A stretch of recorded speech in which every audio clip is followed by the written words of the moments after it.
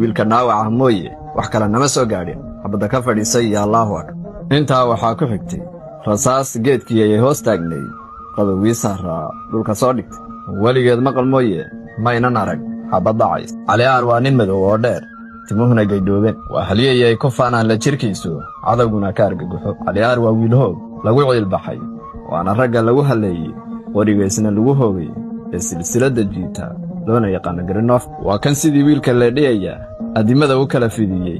intaa kadib goobta wixii ka dhacay hadal lagu ma cabiri karo qof looga sheekeeyna rumaysan may geeridu isku dhadhan ma noqonayso markii seefta xaqa la weheshanayo iyo marka la ilaashanayo maslaxo gaar ah iyo dana shakhsiyeed sida mushaar darajo wixii la mid ah. halkudhagoodu waa digri Allahu akbar.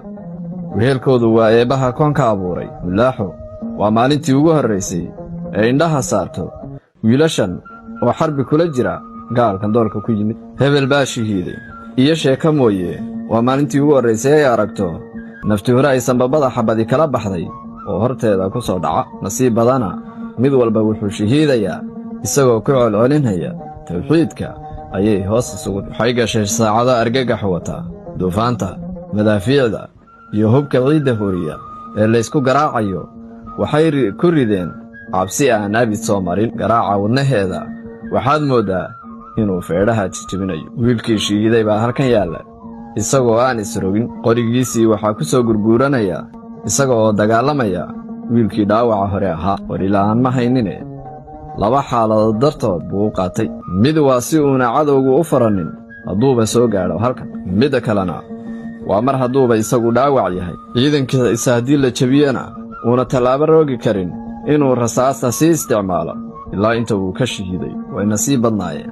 waxaa caawiyey xidhkan ay ku jiraan oo uu cadowgu dibadyaalka yahay. naftii huro walba geed ayuu fooda saaray balse waa la hareereeyey. mulaaxana waa dhaxkubari oo raggan isdilayaa ee adeegsanaya qoryo ayna samayn barteen sida loo rido oo keli ah ee aan garanhayn sababta ay isu dilayaan. maye mid baan aqoon sababta uu ka kale u dilayo ayay miskiintani dhaxdooda beerbeer u jiiftaa iyadoo daawada ka ah waxaa dhacaya sidii inay labada qoriba kala soo heshiisay badbaadada nafteeda ayuu wiilkan horteeda yaallaa daqiiqada ka hor faray inay dhulka istuurto. nafti hura Cali Aar ayaa amar ku siiyey Cabdiyare inuu gabadha meesha ka saaro si ay u badbaado. isna xabaddii oo socota inta uu gacanta la booday ku yidhi istaag garwaaxanay qabso adoo rundudu ordaya qoriga afkiisaan meel inoogu bannayne hana isii dayn. malaha iyadu way la fool xumaatay arrinkaas. 100 farriimood oo kala duwan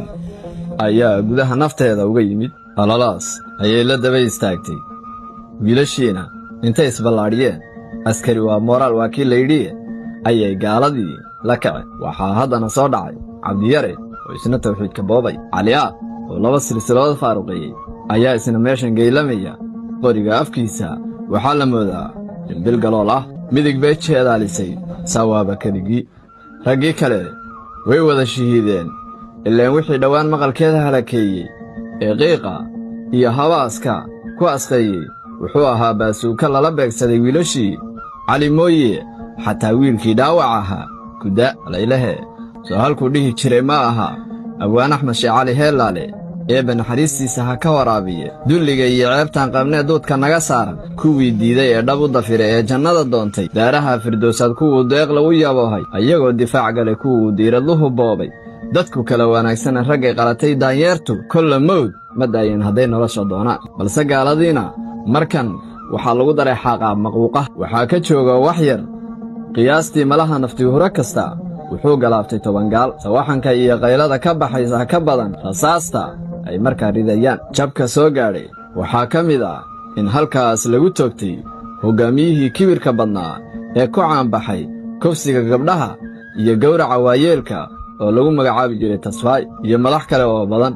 intii soo hadhay waa tan isku wareegaysa sida jidh indhaha la gooyey. alaylahe waa loo arguday Faadumo Cad ayay hoos iska leedahay. Faadumo Cad waa gabadhii habeen hore lagu faraxumeeyey ceel jiir. walaalkeedii la dhashayna kama dhiidhiyin wixii walaashii lagu markaday ee wiilasha ahaadu u qadaysay. in dadkii ciyaalku lahaa ciidan wada gaadhay ciddiisana waraabuhu cuno caydh la dalandoola carbal cilb ka badan yaa yaqaan waa cibraya yaabe sow sidan oo kale ma aha waxaa lagu magacaabaa waa Faadumo walaalkeede Farxaan haddii wax laga weydiiyeyna wuxuu ku jawaabay gaaladu gabadh iyo ka badanba inay kusan waan ogeyn qaydaraan uu dab ku xarxardhay ayuu wareejinayaa taxtaxaashna uma dhinna Farxaan ma oga xaragada shuruudaha ka horreeya inay sharaftu kow ka tahay waase talo ka diimoon ficilow kuawe gargaarka eebe waxaad ku heshaa isku hallayntiisa waase haddaad buuxiso shuruudaha lagu xidhay waa qalinkii qoraa Maxamed Marayare